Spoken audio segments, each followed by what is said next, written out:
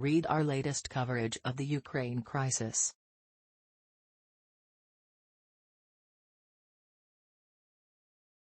Washington. The United States warned on Friday that President Vladimir V. Putin of Russia could mount a major military assault on Ukraine at any moment, suggesting a crisis that had been building for months has reached a critical phase.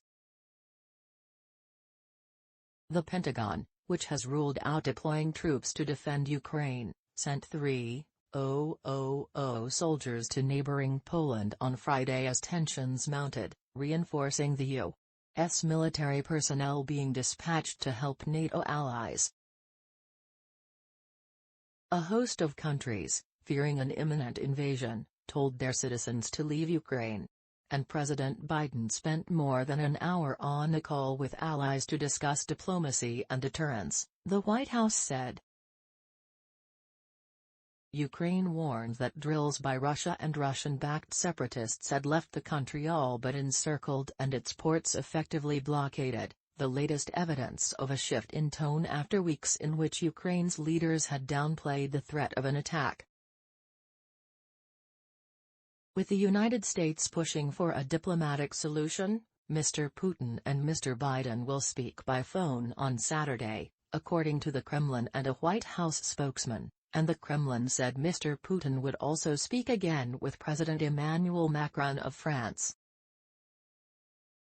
U.S. intelligence officials had initially thought Mr. Putin would wait until the end of the Winter Olympics in Beijing later this month before deciding whether to go ahead with an offensive, to avoid antagonizing President Xi Jinping of China, a critical ally.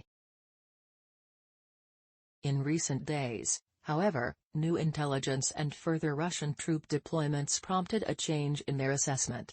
American officials said it was still unclear whether Mr. Putin had made a decision to invade. U.S. officials have picked up intelligence that Russia is considering Wednesday as the possible date for the start of military action, according to multiple officials briefed on the material.